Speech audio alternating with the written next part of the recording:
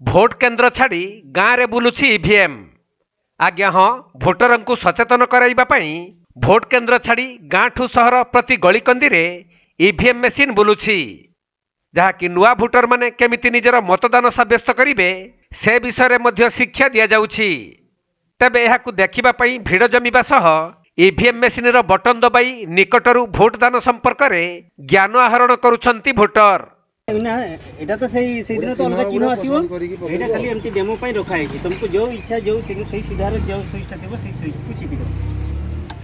हां छाड़ दियो, एटा को चिपिलो देखो सही चिन्ह अछि मोटा आसिला बोली बुझिला। ता माने तुम एहा मु जो को पसंद करतिले से लोकटार बोला बोली बुझिला। तो अच्छा हो आम शिखेलु बोले आपन को टिके दस्तखत नहीं जानते। यही डेमो मेसीन आमको देइछंती लोक मानकु जणैया पई जे शिक्षा देवा पई केमती भोट होउची, केमती निज निज भोट देबे। बहुत लोक नुआ जो माने सब भोट कार्ड पाइछन से जान नथिबे, केते गुडे बादक लोक भी से माने भूली जाय खाती, केते गुडे नुआ मेसीन सब भी इंट्रोड्यूस करा हैला।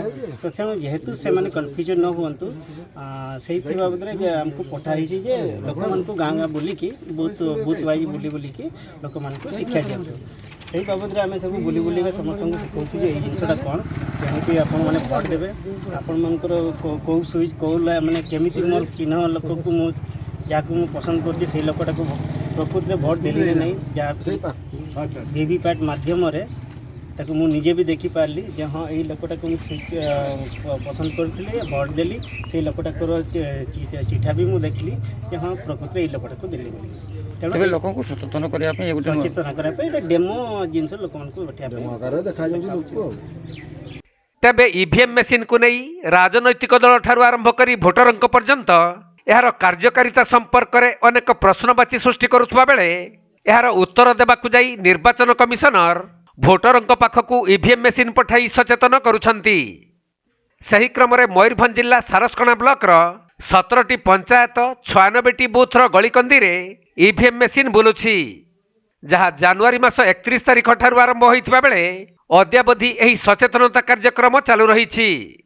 तेणु गाँ गाँ रे एही मेसीन को देखिबा पई प्रबल भिड़ जमुछि।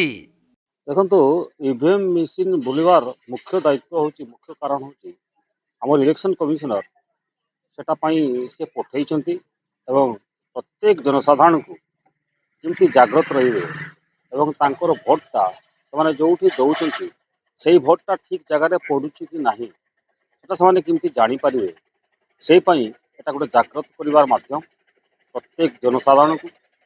तेणु तांकर ए जो प्रोग्राम चली जो से प्रत्येक आम सारस्कणा कन्स्टिट्यून्सी प्रत्येक गाँ गंडारे बुलुछि, एटा गोटे प्रकृत माने आपनकर प्रेजवार्थी पदक्षेप, स्वागत योग्य पदक्षेप। कारण जो शुणा जाउछि जे ईवीएम मेसीन रे बहुत माने करप्शन चली जे आमे मन करतु पद्मफूल भोट दौची कि आपंकर शंखर भोट दौची कि जेकोसी जगह दौची सेटा डाइवर्ट हो जाऊे अलग जगह को। यहीटार जो गोटे मिसअंडरस्टैंडिंग लोकों पाखे रोचे, जनसाधारण पाखे रोचे गोटे भूल तथ्य, सेटा को सुधारवाई एटा हूँ गोटे बड़ अभिनव प्रयास।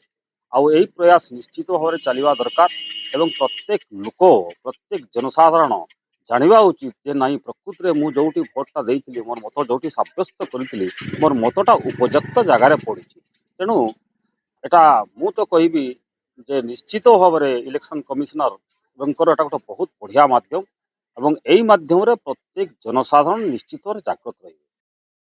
मयूरभंज जिला सारस्कणारू तपन कुमार दंडपाटंक रिपोर्ट, कोणार्क लाइव।